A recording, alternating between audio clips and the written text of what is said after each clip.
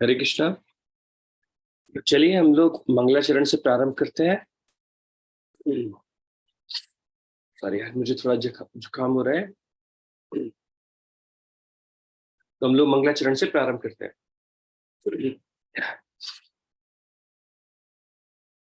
ओम अज्ञानतिमिरन्धस्य ज्ञानाञ्जनशलाकया चक्षुरुन्मिलितं येन तस्मै श्रीगुरुवे नमः। श्रीचैतन्यमनोभीष्टं स्थापितं येन भूतले स्वयं रूपा कदा मह्यं ददाति स्वपदान्तिकं।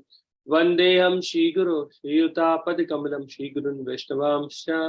श्रीरूपं साग्रजातं सहगण रघुनाथान्वितं तं सजीवं सावधेतं सावधूतं परिजनसहितं कृष्णचैतन्यदेवं श्री राधा कृष्ण पादान सह गंडलिता श्री विशाखान्वितंश्च।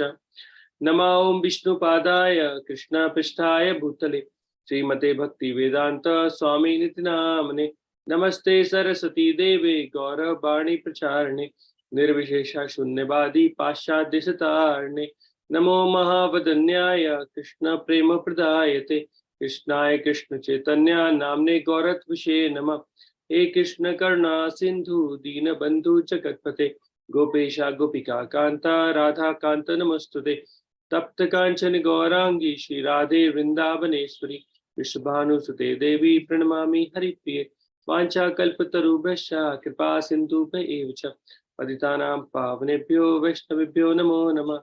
जय श्री कृष्ण चैतन्य प्रभु नित्यानंद श्री अद्वैत गदाधर शिवासादि गौर भक्त वृंदा। हरे कृष्णा कृष्णा कृष्णा हरे हरे हरे राम राम राम हरे हरे। हरे कृष्णा। कृपया करके मेरे पीछे दोहराइए। ओम नमो भगवते वासुदेवाय।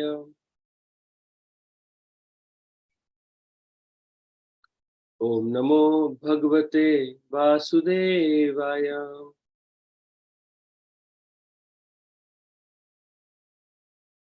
ओम नमो भगवते वासुदेवाय।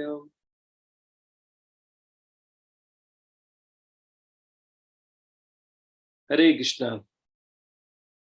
तो आप सभी का बहुत बहुत स्वागत है हमारे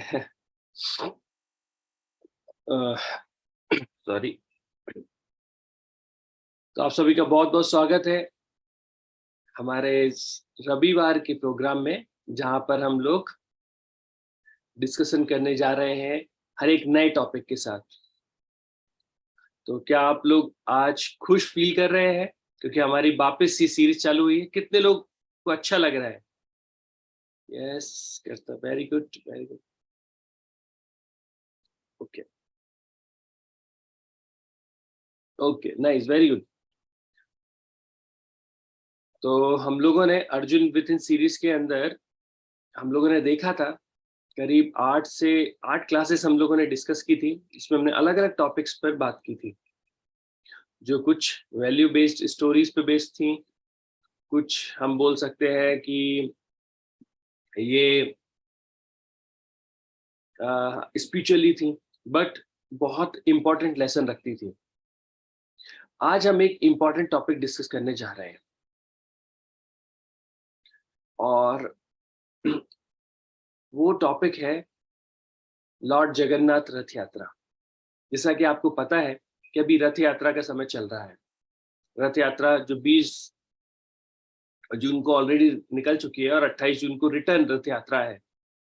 तो उसके विषय में हम लोग जानना चाहेंगे। ठीक है, तो आप में से कितने लोग रथ यात्रा के बारे में जानना चाहते हैं? Okay, very good, very good, very good. तो देखिए, भगवान जगन्नाथ जी बड़े ही कृपालु हैं। जगन्नाथ जी इस संसार में आए अपने भक्तों पर कृपा करने के लिए। और जगन्नाथ जी इतने कृपालु हैं, इतने कृपालु हैं कि वो कोई अपराधी ग्रहण नहीं करते हैं और बहुत ही आसानी के साथ प्रसन्न हो जाते हैं। तो क्या कोई मुझे बता सकता है कि जगन्नाथ जी को हम कैसे प्रसन्न कर सकते हैं?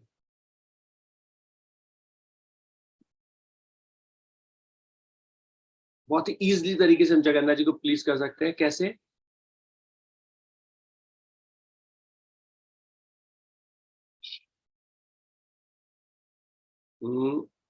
सेवा करके, भोग लगाकर, ठीक है। और कुछ? भक्ति करके, वेरी गुड। और कुछ?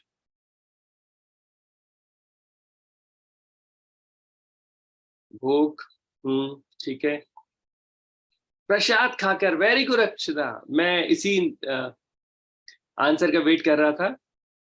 एक्चुअली चैंटिंग आप लोगों ने सभी ने सही बोला है, लेकिन जगन्नाथ जी इतने कृपालु हैं कि हम जगन्नाथ जी का केवल प्रसाद खाएंगे तो जगन्नाथ जी खुश हो जाएंगे।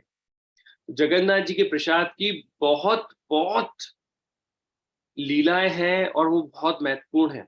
वो बहुत ही कृपालु होते हैं। रथ खींचकर, आप लोग बहुत सभी लोग सही लिख रहे हैं, रथ खींचकर जप करके, लेकिन मैं जस्ट सिंपल सा तरीका बता रहा हूँ। तो कितने लोगों को प्रसाद खाना अच्छा लगता है आप में से? सभी को अच्छा लगता है, वेरी गुड। तो प्रसाद खाना, और सोचिए हमारे प्रसाद खाने से जगन्नाथ जी खुश हो जाते हैं। ऐसा बोला जाता है, जगन्नाथ तेरे भात जगत फैलाए हाथ। जगन्नाथ जी का भात अर्थात चावल के लिए पूरा जगत अपने हाथ फैलाते हैं। तो जगन्नाथ जी के प्रसाद को मांग कर खाने का एक आनंद ही कुछ और होता है। तो जब हम जगन्नाथपुरी में जाते हैं और वहां पर एक बाजार है, और उस बाजार का नाम है आनंद बाजार, क्योंकि वहां पर केवल आनंद ही मिलता है। क्योंकि जगन्नाथ का प्रसाद जब हम खाते हैं तो केवल आनंद ही आनंद हमको आता है। तो क्या नाम है जगन्नाथपुरी में जो बाजार है उसका? आनंद बाजार। और वहां पर क्या मिलता है? महाप्रसाद। तो जगन्नाथ जी को जो भोग लगता है वही महाप्रसाद हमें वहां पर मिलता है। तो जगन्नाथ जी इतने कृपालु हैं कि आप केवल प्रसाद खाएंगे और जगन्नाथ जी खुश हो जाएंगे। तो चलिए हम लोग थोड़ी जगन्नाथ जी की कथा के बारे में देखते हैं कि कैसे जगन्नाथ जी इस संसार में आए और क्या। तो देखिए अलग अलग पुराणों में जगन्नाथ जी के इस संसार में आने की अलग अलग कथाएं बताई गई हैं, है ना? कि और अलग अलग कथाओं के माध्यम से भगवान आए, और हम जानते भी हैं कि ब्रह्मा के अलग अलग दिनों में भगवान अलग अलग तरीके से भी कई बार आते हैं, अलग अलग लीलाओं से आते हैं। और जगन्नाथ का यह जो रूप है वो भी नित्य रूप है। तो अभी हम एक विशेष कथा देखेंगे। तो जैसा कि हम सब जानते हैं, हम इस मालवा प्रांत में रहते हैं, अर्थात मध्य प्रदेश में रह रहे हैं, और स्पेशली हम उज्जैन के निकट रह रहे हैं। तो यहीं के एक राजा थे जिनका नाम था इंद्रदुम्न, जो अवंती के राजा थे मालवा प्रदेश के। और वो भगवान के बहुत अच्छे भक्त थे। ये करीब सतयुग की बात होगी। और उनके मन में एक जिज्ञासा आई, एक इच्छा हुई कि वो भगवान के दर्शन करना चाहते हैं, भगवान को देखना चाहते हैं, भगवान के दर्शन करना चाहते हैं। और उनके अंदर ये जिज्ञासा अत्यंत ही प्रकट थी, बहुत ही अधिक तीव्रता के साथ ये जिज्ञासा उनके मन में आई। उन्होंने कहा अब जगन्नाथ जी के दर्शन कैसे किए जाए। तो उन्होंने अपने सारे मंत्री ब्राह्मणों उन सबको बुलाया और उनसे कहा कि मुझे बताइए कि मैं जगन्नाथ जी तो नहीं, मैं भगवान के दर्शन कैसे कर सकता हूँ। तो क्योंकि वो सतयुग चल रहा था उस समय, किसी ने बताया कि ध्यान के माध्यम से आप भगवान के दर्शन कर पाएंगे, हृदय में परमात्मा रूप में दर्शन कर पाएंगे, ऐसे अलग अलग तरीके बता रहे थे। उसी समय एक ब्राह्मण महाराज इंद्रदुम्न महाराज की सभा में उपस्थित हुआ और आकर बोलता है, नीलाद्री पर्वत पर भगवान नील माधव के रूप में आए हैं, और ऐसा बोलते हैं और आप उनके दर्शन करके अपने जीवन को धन्य कर सकते हैं। अब और वो ऐसा बोलते हैं और बोलने के बाद वो ब्राह्मण अंतर ध्यान हो जाते हैं। अंतर ध्यान मतलब गायब हो गए वहां से। अब उन्होंने क्या बताया कि नीलाद्री पर्वत पर नील माधव के रूप में आए हैं। अब ये इतनी बड़ी जगह है, इस संसार में कहां पर नीलाद्री पर्वत को ढूंढेंगे जहां पर नील माधव के रूप में भगवान आए हुए हैं। तो लेकिन इंद्रदुम्न महाराज की इच्छा बहुत अधिक थी कि मैं दर्शन करना चाहता हूं भगवान के। तो उन्होंने अपने सारे ब्राह्मणों को या और बहुत सारे मंत्रियों को अलग अलग दिशाओं में भेज दिया कि आप लोग जाइए और जाकर भगवान नील माधव का पता कीजिए। तो सबने कहा ठीक है। तो वो जैसे ही उन्होंने सबको भेजा अलग अलग दिशाओं में, तो उनके अलग अलग दिशाओं में जाकर उनके जो भी मंत्री थे वो लोग जाने लगे और जाकर भगवान के बारे में ढूंढने लगे कि नील कहाँ पर भगवान मिलेंगे, कहाँ पर भगवान के दर्शन होंगे। और ऐसे ऐसे कर कर कर वो अलग अलग जगह पर पहुंच गए।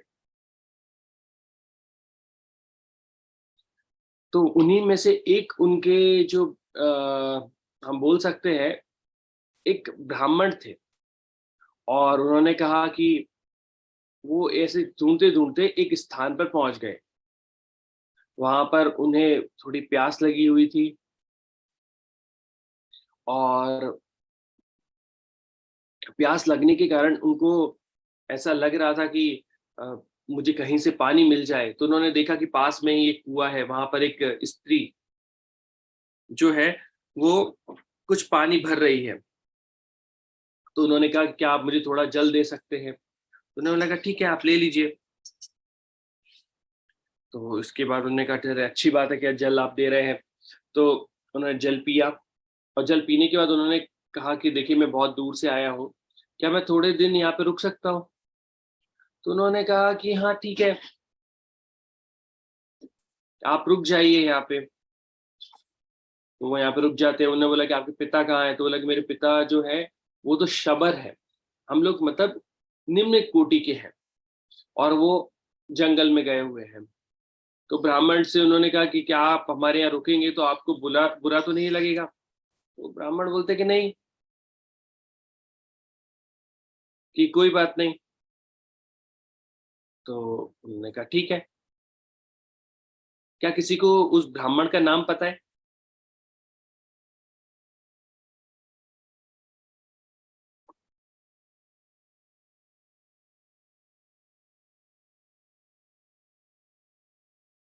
वो ब्राह्मण कौन थे?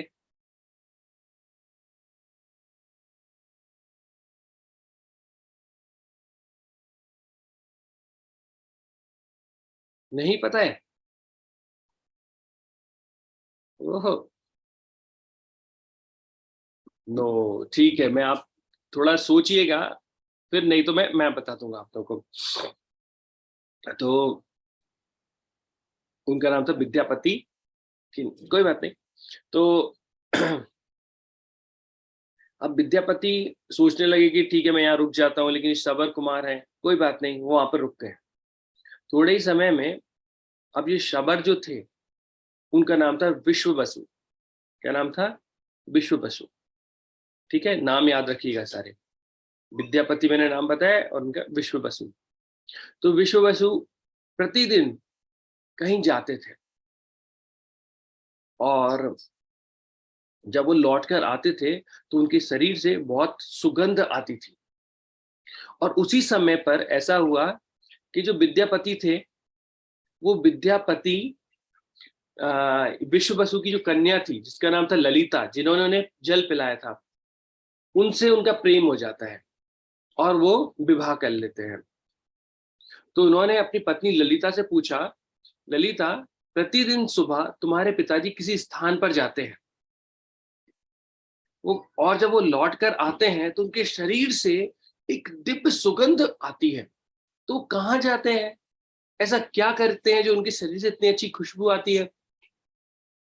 तो ललिता बोलती है मेरे पिता ने मना किया है बताने के लिए कि किसी को ना बताओ, लेकिन क्योंकि आप मेरे पति हैं तो मैं आपसे छुपा नहीं सकती हूँ। तो उन्होंने बताया कि मेरे पिता जो हैं वो नील माधव की सेवा करने जाते हैं,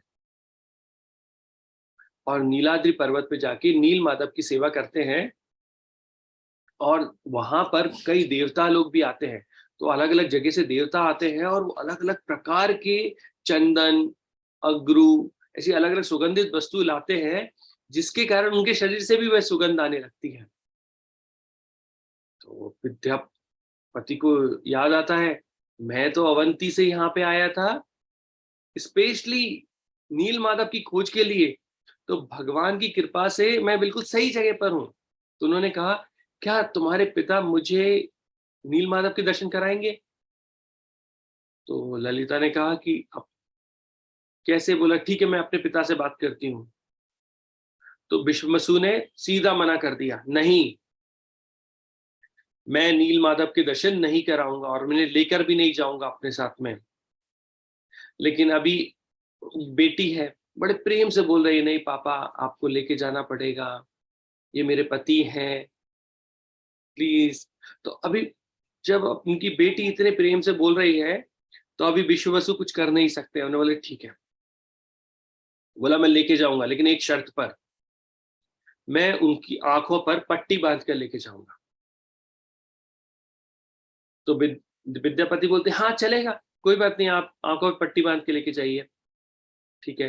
तो जब वो रास्ते जब तो उन्होंने कहा ठीक है, सुबह मेरे साथ चलना। तो विद्यापति तैयार हो गए सुबह जाने के लिए। जाने से पहले उन्होंने ललिता से, अपनी पत्नी से कहा कि तुम मुझे कुछ मस्टर्ड सीड अर्थात सरसों के कुछ वो दे दीजिए, सरसों कुछ दे दो मेरे हाथों में। उसने कहा ठीक है, उसने दे दिए। उसने दोनों हाथों में सरसों ले लिए। तो विश्ववसु ने उसकी आंखों पर पट्टी बांध दी और वो लेकर जा रहा है जंगल में। वहीं पर विद्यापति, क्योंकि इंटेलिजेंट थे, उन्होंने सरसों जो अपने हाथ में था वो धीरे धीरे करके गिराते चले गए। क्यों? क्योंकि ये सरसों के बीज गिरते हुए जा रहे हैं, कुछ समय बाद उनके पौधे उगने लगेंगे और वो बता देंगे कि डायरेक्शन कौन सा है। तो देखिए ब्राह्मण कितने इंटेलिजेंट होते हैं। अभी वो सीधे नीलाद्रि पर्वत पर जाके नील माधव के दर्शन कराते हैं और विद्यापति उसे देखते हैं, बहुत खुश हो जाते हैं। विश्ववसु बोलते हैं कि अभी तुम यहीं रुको, मैं जंगल जाता हूँ, कुछ सामग्री लेकर आता हूँ पूजा के लिए, और तुम यहीं रुको। तो ठीक है, वो नील माधव के दर्शन कर रहे होते हैं और दर्शन करते करते वह एक दृश्य देखते हैं। वह दृश्य देखते हैं कि वहीं पर एक पास में एक पेड़ था और उस पेड़ पर एक पक्षी बैठा हुआ था, मान लीजिए कौवा बैठा हुआ था। वह कौवा बैठा हुआ था और एकदम से वो पास के सरोवर में जाके गिर गया कौवा। और जैसे ही वो कौवा उस पास के सरोवर में गिरा, तो उसने अपना आध्यात्मिक रूप ग्रहण कर लिया, अर्थात चतुर्भुज रूप में आ गया और भगवान को प्रणाम करता है और करके चला जाता है। तो विद्यापति को लगता है, अरे वाह, क्योंकि इस कौवे ने भगवान के समक्ष अपने शरीर को त्यागा है, इसलिए उसे अपना आध्यात्मिक स्वरूप प्राप्त हो गया। तो क्यों ना मैं भी अपना प्राण यहीं त्याग दूं, तो मैं भी भगवत धाम चला जाऊंगा। तो वो भी पेड़ पर चढ़ता है और जैसे कूदने वाला होता है, इतने में एक आवाज आती है, आकाशवाणी आती है, हे विद्यापति, कृपया करके तुम अपने प्राण मत त्यागो, क्योंकि राजा इंद्रदुम्न ने तुम्हें यहाँ पर एक विशेष कार्य के लिए भेजा है। तो याद आता है, हाँ हाँ, तो अभी समय नहीं आया है तुम्हारा शरीर त्यागने का। तो विश्ववसु को, तो विद्यापति को लगता है सही बात है ये तो। फिर थोड़ी देर में विश्ववसु भी आ जाते हैं पूजा की सामग्री लेकर, वो पूजा करते हैं।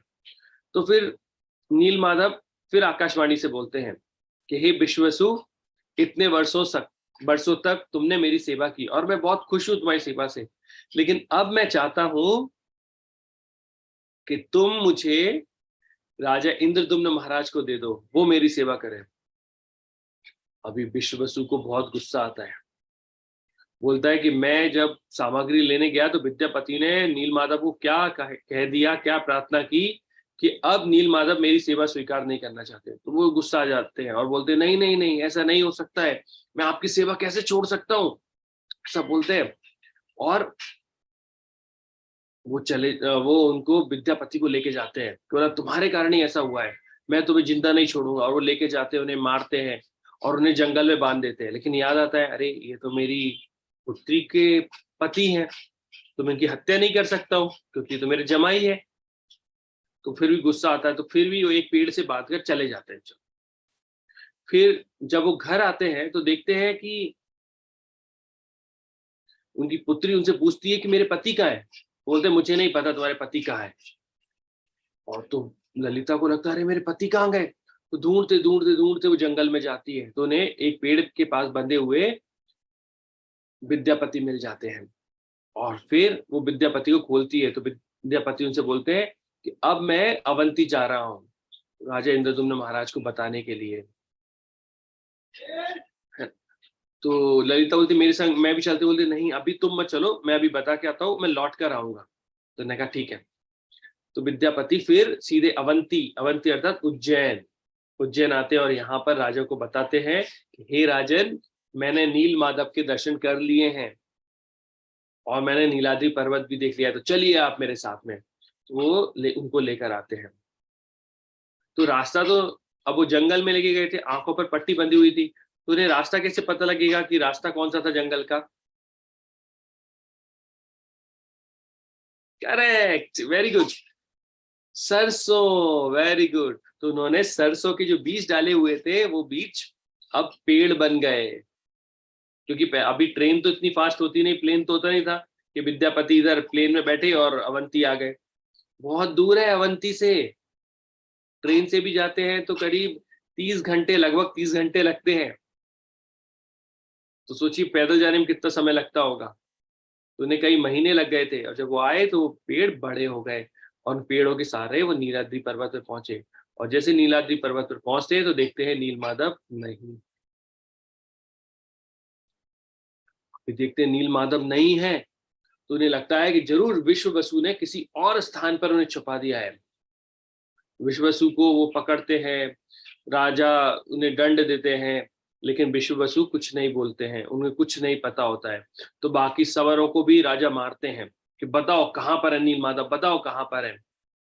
तो एक दिन स्वप्न में नील माधव सपने में आते हैं, बोलते हे राजन, तुम ये निर्दोष वसुओं पर या सवरों पर अत्याचार मत करो, इन्हें नहीं पता मैं कहाँ हूँ, मैं अंतर ध्यान हो गया हूँ और अब आप मुझे इस रूप में नहीं देख पाओगे। तो राजा परेशान हो जाते हैं कि अब क्या होगा। तो वो बोलते हैं कि चिंता मत करो, कुछ समय बाद मैं समुद्र में बहकर एक लकड़ी के रूप में आऊंगा और तुम उस लकड़ी को बाहर निकालना और उससे मुझे बनाना और मैं उसी रूप में तुम्हें दर्शन दूंगा। तो विद्यापति बोलते हैं अरे वाह, बहुत अच्छी बात है, सॉरी, राजा बोलते हैं बहुत अच्छी बात है। कुछ समय बाद एक लकड़ी आती है बहती हुई, लकड़ी मतलब बहुत बड़ा लकड़ा रहता है वो सब, बह के आता है। तो राजा अपने सिपाहियों को भेजते हैं उन्हें निकालने के लिए, नहीं निकलता है। हाथियों को भेजते हैं, नहीं निकलता है। बड़े बड़े पहलवानों को भेजते हैं, नहीं निकलता है। राजा परेशान, अब क्या करूं। तो दूसरे दिन फिर जगन्नाथ जी अर्थात नील माधव उनके सपने में आके बोलते हैं कि आप विद्यापति और विश्व वसु को भेजिए, वो दोनों निकाल के लेके आएंगे क्योंकि वो मुझे अति प्रिय है। बोलते हैं अच्छा। तो फिर वो दोनों जाते हैं, वो लकड़ी को निकाल के लेके आते हैं। अब वो लकड़ी को तो निकाल के लेके आते हैं, अब बारी आती है उससे, उस लकड़ी से भगवान को तराशने की। तो वो शिल्पकार को बुलाते हैं। तो अलग अलग शिल्पकार आते हैं और जैसे उस लकड़ी पर अपने औजार लगाते हैं, औजार टूट जाते हैं। कोई भी शिल्पकार उनसे कार्विंग नहीं कर पा रहा है और अभी चिंता का विषय है, अब लकड़ी आ गई है लेकिन कोई भी बना नहीं पा रहा है। तो उन्होंने कहा ठीक है। एक बूढ़ा सा शिल्पकार वहां पर आया और बोलता है हे राजन, मैं 21 दिनों के अंदर ये मूर्ति से भगवान को बना दूंगा। उन्होंने कहा बहुत अच्छी बात है, लेकिन मेरी एक शर्त है। उन्होंने बोला कौन सी शर्त? बोला मेरी शर्त है कि कोई भी जब मैं बनाऊंगा तो कमरे में नहीं आएगा, मैं बंद कमरे में बनाऊंगा और आप इसके गेट नहीं खुल पाएंगे। अगर आपने गेट खोले तो मैं उस समय चला जाऊंगा। तो राजा बोलते ठीक है। अब वो शिल्पकार बनाना चालू करता है। हर दिन वहां से टक टक टिक टुक टिक टिक की आवाज आती है। करीब 12-13 दिन तक वो आवाज लगातार आती है। 14वें दिन वो देखते हैं कि वो आवाज आना बंद हो जाती है। अभी कोई आवाज नहीं आ रही है वहां से, ना टक टक ना कुछ भी आवाज नहीं आ रही है। अब राजा इंद्रदुम्न महाराज को थोड़ा सा शक होता है बोला इस बूढ़ा कारीगर जो अंदर गया था, उसने पिछले 13-14 दिन से कुछ नहीं खाया है और वो बूढ़ा है, कहीं ऐसा तो नहीं वो मरी गया हो अंदर, क्योंकि अब तो कोई आवाज भी नहीं आ रही है, तो क्या करें? उन्हें समझ में नहीं आता। तो उन्होंने बहुत उत्कंठता के साथ क्या करें, और उन्होंने गेट खोल दिए। गेट कितने दिन में खुलने थे? कितने दिन बोले थे उसने? कितने दिन बोले थे? वेरी गुड, 21 डेज बोले थे। लेकिन गेट कितने दिन में खोल दिए? 14 दिनों के अंदर। 14 दिनों के अंदर गेट खुल गए। और जैसे ही गेट खुलते हैं, तो वो देखते हैं कि भगवान का एक अधूरा रूप वहां पे रहता है, और जो कारीगर रहता है वो गायब हो जाता है। कारीगर गायब। उन्होंने कहा अभी क्या करेंगे? तो अभी इंद्रदुम्न महाराज को और दुख होता है, और इंद्रदुम्न महाराज बड़े दुखी हो जाते हैं। बोला मैं क्या करूं, मेरे से एक इतना बड़ा अपराध हो गया। वैसे तो कोई कारीगर इसे बनाने के लिए तत्पर नहीं हो रहा था, लेकिन एक कारीगर ने इसे बनाया, लेकिन मैंने बीच में गेट खुलवा दिया। तो उन्होंने क्या कहा कि बोला मुझे जीने का अधिकार नहीं। तो उन्होंने कुशाग्रास पे बैठे और उन्होंने एक व्रत करना चालू किया, अन्न जल त्याग दिया। बोला अब मैं शरीर त्याग दूंगा, और वो त्यागने की कोशिश करने लगे। फिर जगन्नाथ जी उनके आकाशवाणी से बोलते हैं कि हे इंद्रदुम्न महाराज, आप चिंता मत करो। आपको लग रहा है कि मेरा आधा रूप है, इसमें मेरे हाथ नहीं है, मेरे पैर नहीं है, या ऐसा मेरा रूप नहीं है।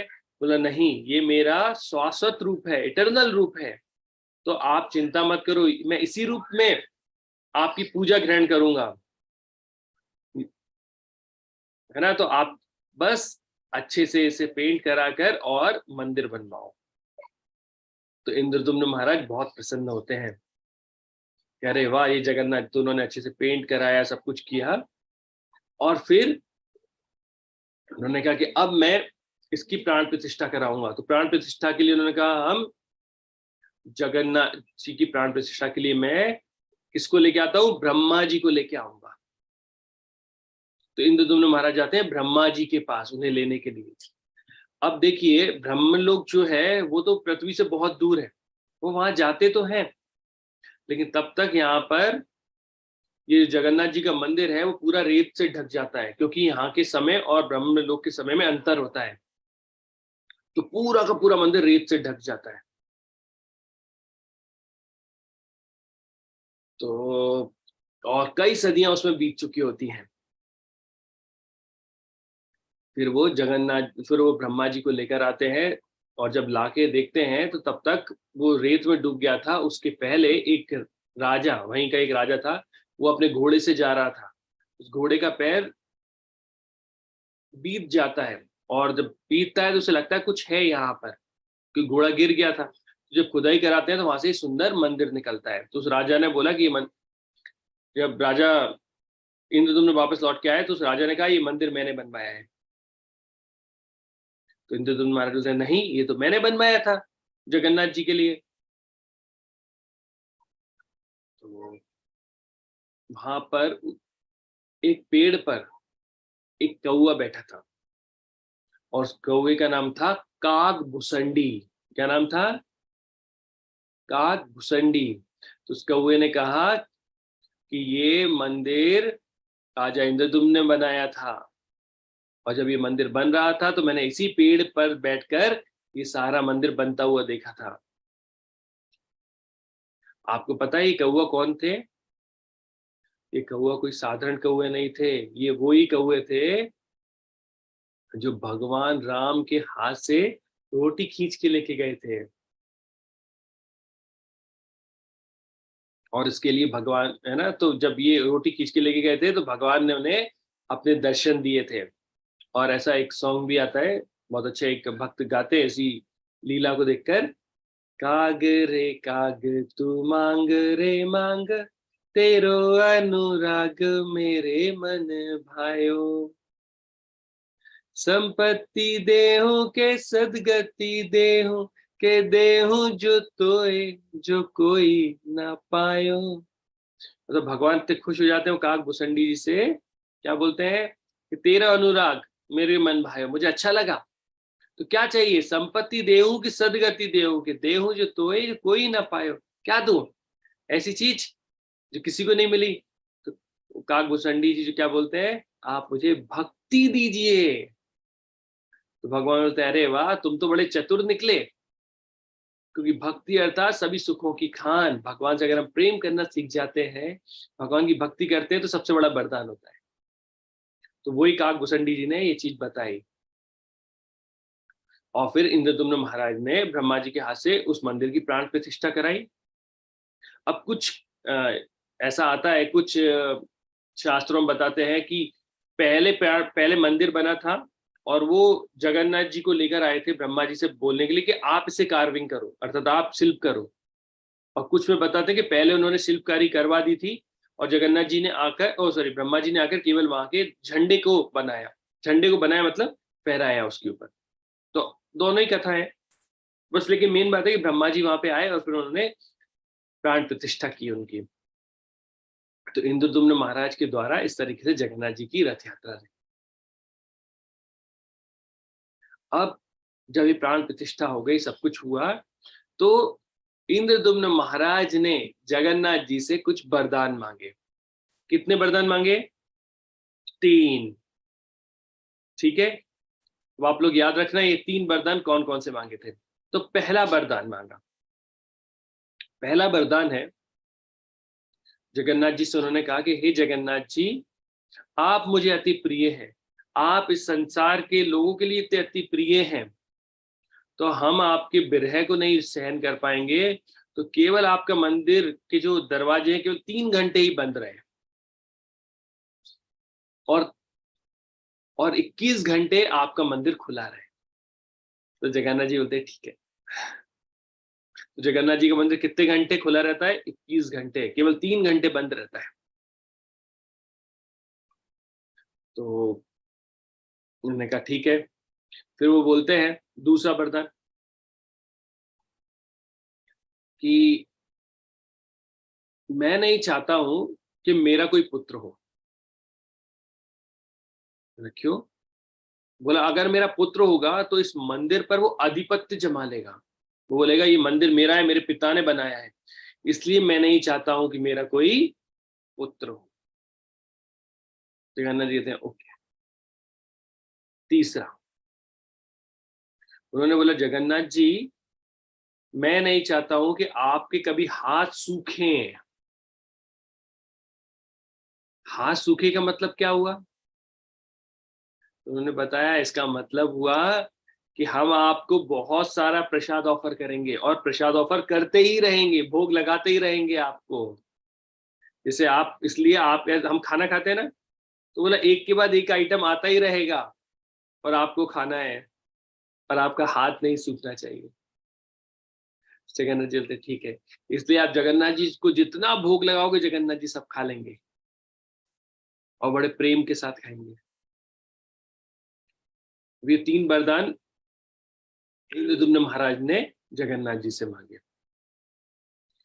इंद्रदुम्न महाराज की पत्नी का नाम था गुंडीचा। क्या नाम था? गुंडीचा। अब गुंडीचा रानी ने जब ये वरदान सुने तो रोने लगी। क्यों रोने लगी? बोला भगवान, बोला कि आप, मतलब इंद्रदुम्न महाराज ने आपसे वरदान मांगा कि हमारी कोई संतान ना हो, कोई संतान होगी तो इस मंदिर पर आधिपत्य जमा लेगी, तो मेरा कोई बच्चा नहीं होगा, तो जब मेरी डेथ हो जाएगी तो मेरे लिए पिंडदान कौन करेगा, मेरी अंत क्रिया कौन करेगा? हमारा अगर पुत्र ही नहीं है तो कौन करेगा ये सारी चीजें? तो वो रोने लगी उसको देखकर। जगन्नाथ जी कहते हैं आप रो मत, आज से मैं आपके पुत्र के रूप में रहूंगा, और एक पुत्र की जो जो ड्यूटी होती है वो सारी जिम्मेदारियां वो मैं ही करूंगा।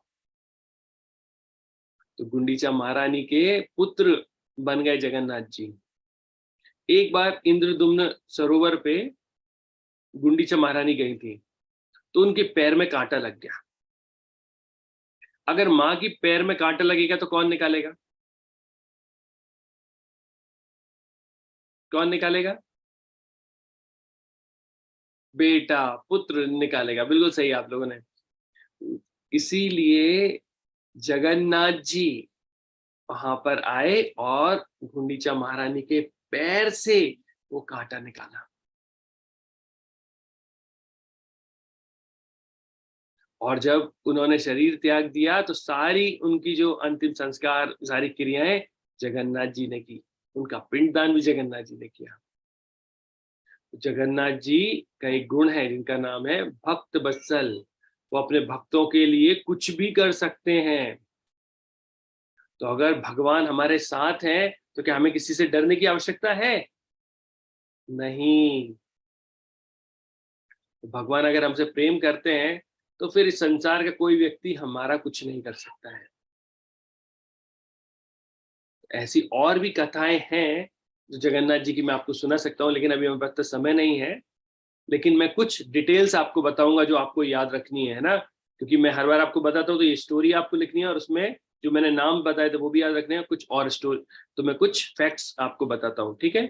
तो ये नाम याद रखना, 3 वरदान याद रखना, ओके?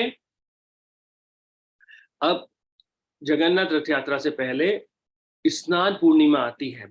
और ये जो स्नान पूर्णिमा आती है, जिसे ज्येष्ठ मतलब जेठ जो आती है ना, इस स्नान पूर्णिमा के दिन बताया जाता है स्कंद पुराण में कि जगन्नाथ जी इस संसार में आए थे। अर्थात उनका प्राकट्य इस संसार में हुआ था, इसलिए उस दिन हम उनको स्नान कराते हैं। तो वहां पर एक स्वर्णकूप करके है जगन्नाथपुरी में। क्या है? स्वर्णकूप। कूप मतलब होता है कुआ। स्वर्णकूप अर्थात जहां पर सोने जैसा जल होता है। तो वहां पर और 3 कुएं हैं जिसमें गंगा, जमुना और सरस्वती का जल होता है। और इस स्वर्णकूप जो रहता है ये 365 दिन तो बंद रहता है, लेकिन एक ही दिन खुला होता है। कौन से दिन? स्नान पूर्णिमा के दिन। और वहां से 108 मटके जल लिए जाते हैं। कितने जल? 108। और उससे जगन्नाथ जी का अभिषेक किया जाता है। अब कितने गगरे मतलब कितने मटके किस पे चढ़ाए जाते हैं? तो 35 जो हैं वो जगन्नाथ जी पे चढ़ाए जाते हैं। 33 बलदेव जी पे चढ़ाए जाते हैं। 22 अर्थात 22 सुभद्रा जी पर चढ़ाए जाते हैं। और 18 सुदर्शन जी पे चढ़ाए जाते हैं। मैं एक बार और बोलता हूं, ध्यान से सुनेगा। तो 35 अर्थात 35 जो मटके हैं वो जगन्नाथ जी पर, 33 अर्थात 33 बलदेव जी पर, 22 सुभद्रा महारानी पर और 18 सुदर्शन पर। ऐसे टोटल कितने हुए? 108। Very good, 108। तो ये उन पे चढ़ाए जाते हैं। और स्पेशल इंस्ट्रक्शन है जगन्नाथ जी के इंद्रदेव को, जिस दिन स्नान पूर्णिमा होती है, भगवान को स्नान कराया जाता है, उस दिन पुरी में बारिश होनी चाहिए। तो उस दिन हर साल बारिश होती है। और भगवान को स्नान करना, इतना स्नान कराते हैं भक्त लोग। ये तो मैंने 108 वगैरह बताया, और भी बहुत स्नान करवाते हैं। और इतना स्नान हो गया है तो इतना ठंडा ठंडा पानी से स्नान करा दिया गया है तो भगवान की हेल्थ भी खराब हो जाती है। उस दिन एक विशेष वेश भगवान को पहनाया जाता है, उसे बोलते हैं गज वेश। हम अभी कथा नहीं बोलेंगे उनकी, बस मैं आपको केवल डिटेल बता रहा हूँ, वो मैं बाद में आपको डिस्कस करूंगा। तो गज वेश अर्थात गणेश जी जैसा बेस, हाथी के गज मतलब होता है हाथी, तो हाथी के जैसा बेस जगन्नाथ जी को बताया जाता है। और फिर जगन्नाथ जी की तबीयत खराब हो जाती है, उन्हें फीवर आ जाता है। और फीवर आ गया है तो 15 दिन तक जगन्नाथ जी घर से नहीं निकलते हैं, वो घर पे ही रहते हैं। क्या खाते हैं? दवाई खाते हैं, काढ़ा पीते हैं, है ना? कई बार लोगों को ऐसा लगता है कि जगन्नाथ जी को बुखार कैसे आ सकता है। आता है। वो जगन्नाथ जी है ना, वो लीला करते हैं, उनको आता है। हाँ। और फिर 15 दिनों के बाद एक जगन्नाथ जी दर्शन देते हैं, और उसको बोला जाता है नेत्र उत्सव। क्या बोला जाता है उसको, उस दिन को? नेत्र उत्सव। जिस दिन जगन्नाथ जी सभी को दर्शन देते हैं। नेत्र उत्सव अर्थात जैसे हम अच्छे अच्छे खाते हैं तो पेट का और मुंह का उत्सव होता है ना, वैसे ही जगन्नाथ जी के दर्शन जब करते हैं तो वो आंखों के लिए फीस्ट है, आंखों के लिए उत्सव है, तो उसे बोले नेत्र उत्सव, क्योंकि 15 दिन के बाद जगन्नाथ जी का दर्शन मिलता है, तो नेत्रों के लिए वो उत्सव होता है। और 15 दिन के बाद, क्योंकि जगन्नाथ जी 3 दिन तक बीमार पड़े हुए थे, 15 दिन तक घर में थे, फिर वो लक्ष्मी जी से बोलते हैं अपनी पत्नी से कि अब मैं थोड़ा घूम के आता हूँ। फिर जगन्नाथ जी घूमने निकलते हैं। किस किस के साथ घूमने निकलते हैं? अपने बड़े भाई बलदेव जी, सुभद्रा महारानी के साथ। और वो जो घूमने निकलते हैं उसी को हम क्या बोलते हैं? करेक्ट, रथ यात्रा। जगन्नाथ जी की रथ यात्रा रहती है। तो बताते हैं कि लगभग 15 से 25 लाख लोग वेरी करते हैं, इतने लोग आते हैं वहां पर हर साल। आप सोच सकते हैं, 25 लाख लोग आते हैं जगन्नाथ जी के। वैसे अलग, फिर जगन्नाथ जी तीनों के लिए अलग अलग रथ बनता है, और तीनों के अलग अलग रथ का नाम क्या है पता है आपको? सबसे आगे होता है बलदेव जी का रथ, और उसका नाम होता है ताल ध्वज। क्या रहता है नाम? ताल ध्वज। ठीक है, वेरी गुड।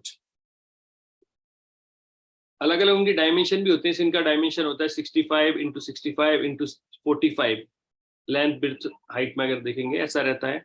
और कोई बोलता है 14 उनके चक्र, वो पहिए होते हैं, कोई बोलता है 17 होते हैं, एग्जैक्टली मुझे याद नहीं, 14 या 17 में से एक होता है।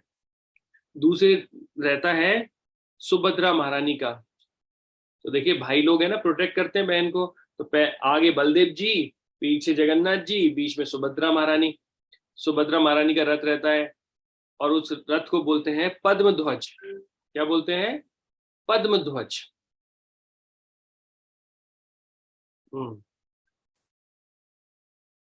फिर लास्ट में रहता है जगन्नाथ जी का रथ। जगन्नाथ जी के रथ को कई बार बोलते हैं गरुड़ ध्वज या फिर नंदी घोष। क्या क्या बोलते हैं? गरुड़ ध्वज या फिर नंदी घोष। और आपको पता है ये सारे रथ लकड़ी के बनाए जाते हैं, और इसमें एक भी लोहे की कील नहीं होती है, सब लकड़ी का बनता है।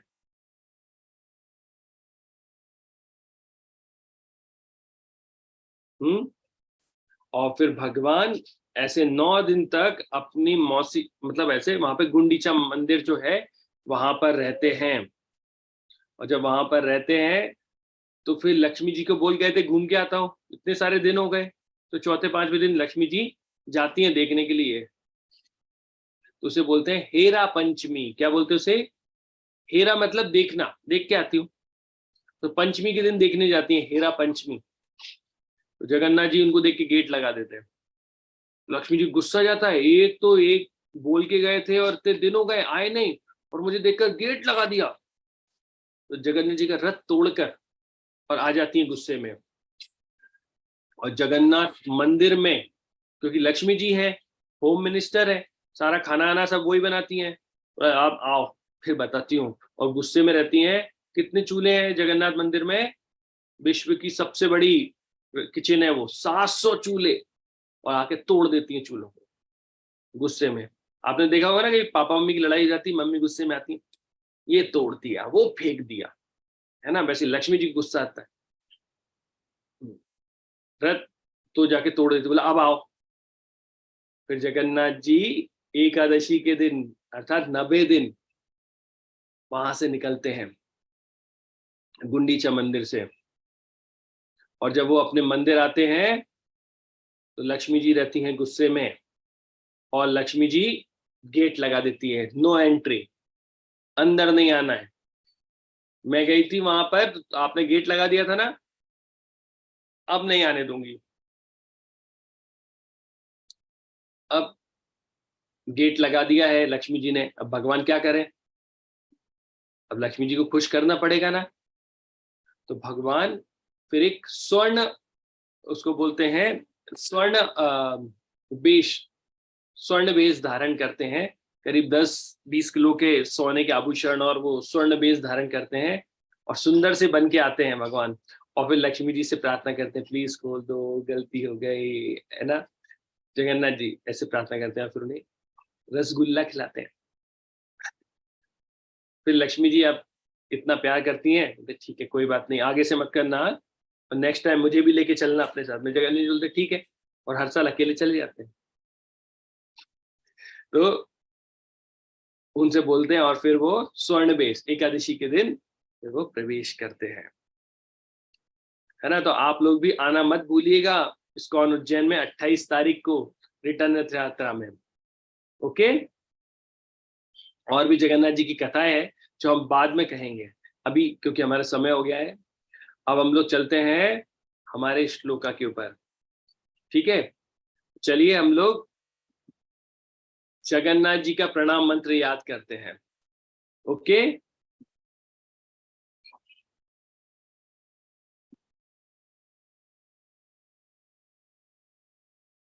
चलिए ये मैंने आपको भेज दिया है।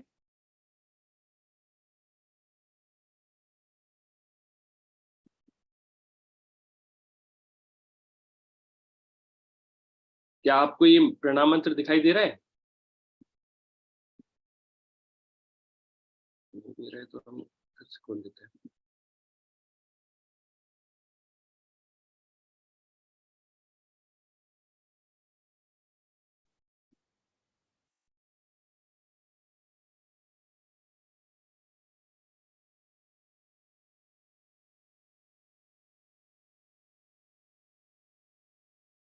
हरे कृष्णा, क्या आप लोग को ये प्रणाम मंत्र दिखाई दे रहा है? जस्ट टाइप करके बताइए मुझे। Yes, okay. चलिए, तो हम जगन्नाथ जी के प्रणाम मंत्र याद करते हैं। तो रेडी? प्रोसीजर आपको पता ही है कैसे हम लोग याद करते हैं। दिखाई दे रहा है आपको क्लियर? मैं और बड़ा कर देता हूँ उसको। कहाँ गया? ये रहा। तो अभी हम लोग,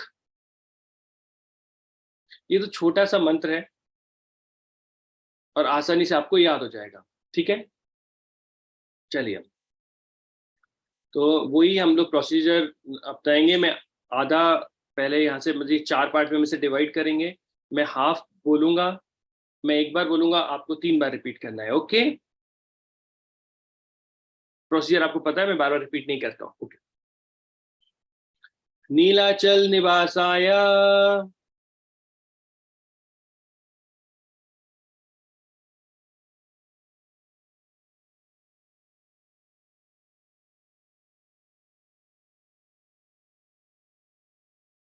नित्याय परमात्मने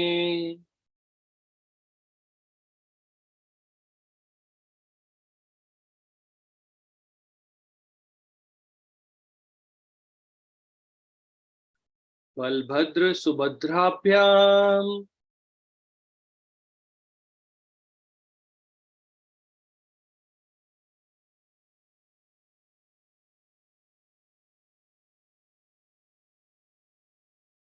जगन्नाथाय ते नमः।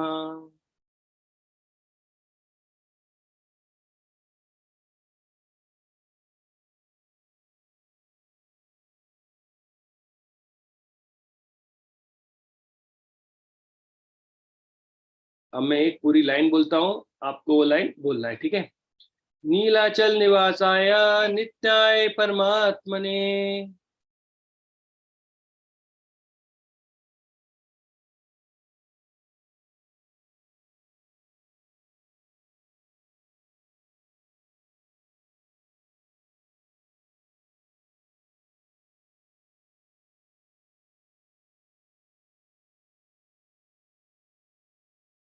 बलभद्र सुभद्राभ्याम जगन्नाथाय ते नमः।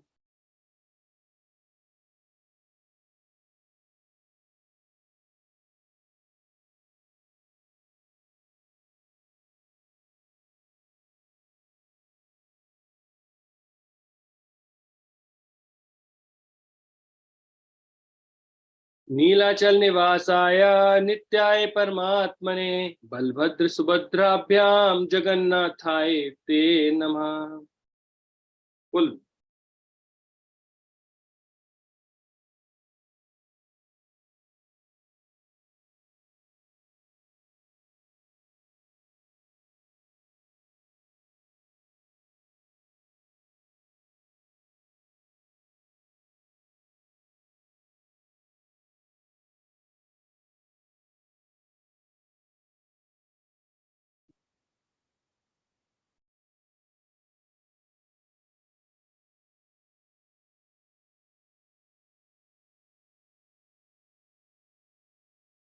तो है ना इजी, कितना इजी है कि नीलाचल निवासाय कहाँ पे रहते हैं, नीलाचल में रहते हैं, नीलाचल निवासाय नित्याय परमात्मा ने, नित्य है भाई परमात्मा, परमात्मा ने भगवान है, परमात्मा रूप में है, सबके हृदय में भी है परमात्मा, नित्याय, नित्याय परमात्मा ने। इसलिए मैं क्या कर रहा हूँ, बलभद्र सुभद्राभ्याम जगन्नाथाय ते नमः, ऐसे जगन्नाथ बलदेव सुभद्रा महारानी को प्रणाम करता हूँ। कितना इजी है ना, ठीक है। तो अभी आप लोगों को एक बार और, अब आप लोग क्या करो, मेंटली बोल के देखो से, है ना, आंखें बंद करके, नीलाचल निवासाय नित्याय परमात्मने बलभद्र सुभद्राभ्याम जगन्नाथाय ते नमः, ऐसे आइज क्लोज। और अब बोलिए, आइज क्लोज करके बोलिए।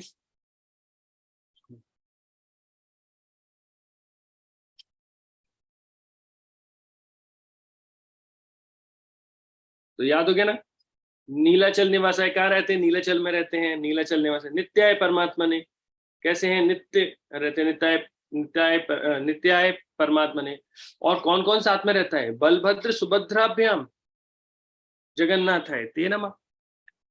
ओके, किस किस को याद हो गया, जल्दी से हैंड रेस कीजिए और मैं अभी इसको बंद करता हूँ। Yes, very good. चलिए, अभी मैं आपको अनम्यूट करूंगा, इसके बाद मैं देखता हूँ। Okay, Athar, yes Athar, Athar unmute करो अपने आप को।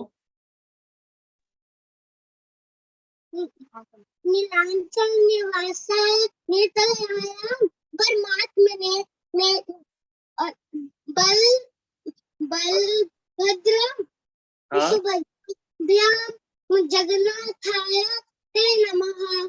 Very good, excellent excellent. Okay, Shriman Narayan, yes unmute करो और बोलो।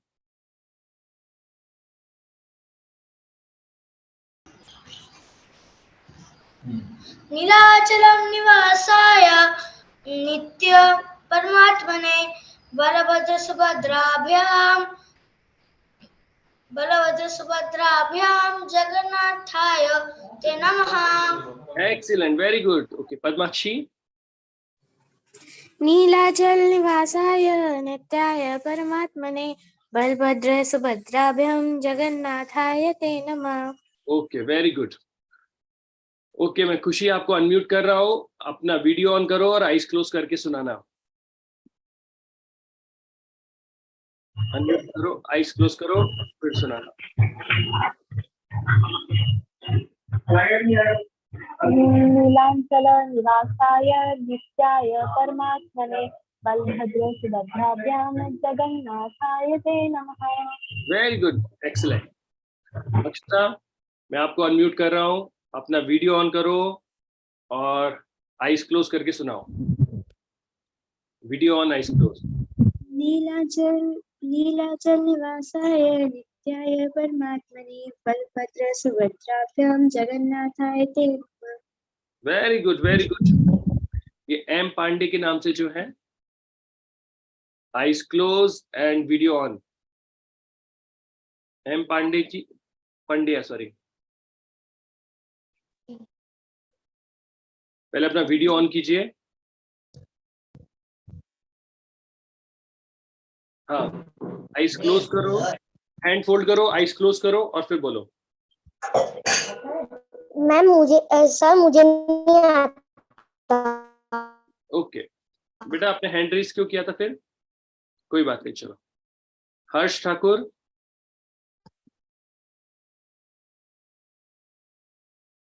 हर्ष अनम्यूट करो अपने आप को,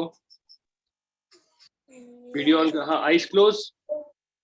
नीलाचल निवासाय नित्याय निवासाय नित्याय परमात्मने ब्राह्मणी बलभद्र बलभद्र सुभद्रा सुभद्रा सुभद्राभ्याम, बल्याम बल्याम जगन्नाथ जगन्नाथ ते नमः। Very good very good very good. Okay, आप सभी ने बहुत अच्छे से बताया। अनम्यूट करो अपने आप को बेटा। ओके, तो अभी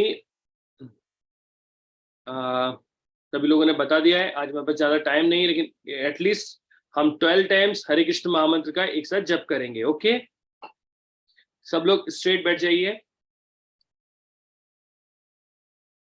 स्ट्रेट बैठ गए सब लोग?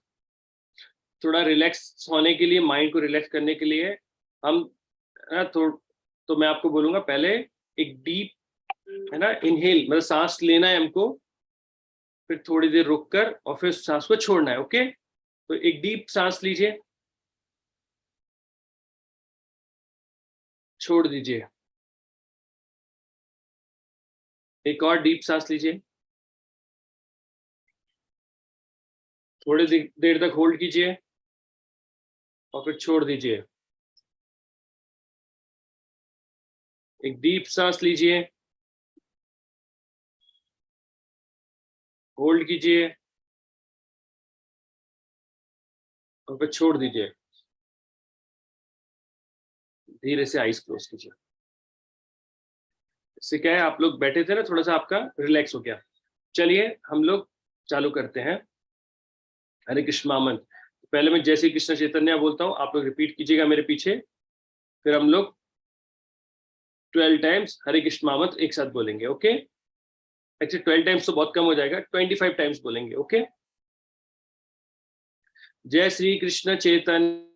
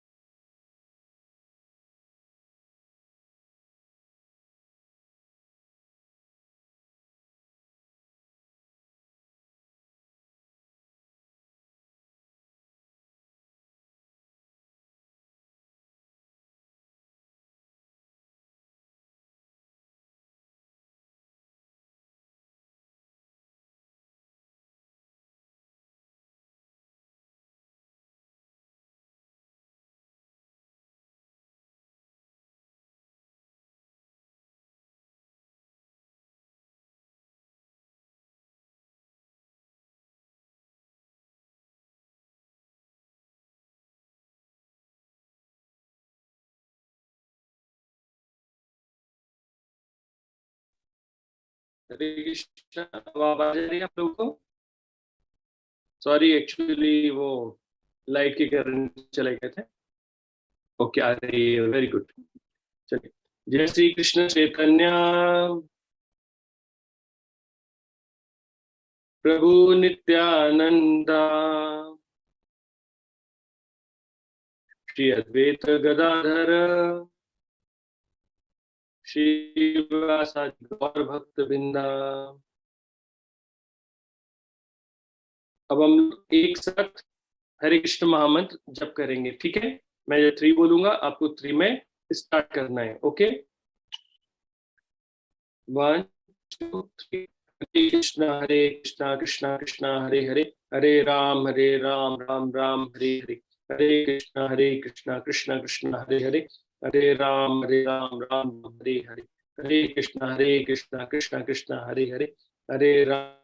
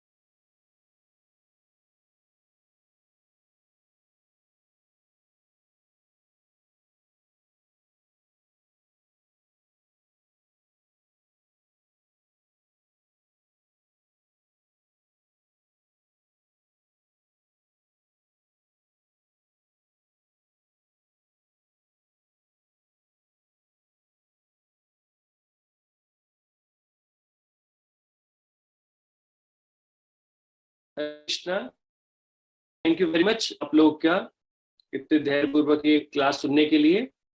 अगर किसी का कोई क्वेश्चन है तो क्वेश्चन कर सकता है, वो अपना हैंड रेज कर सकते हैं। ये तो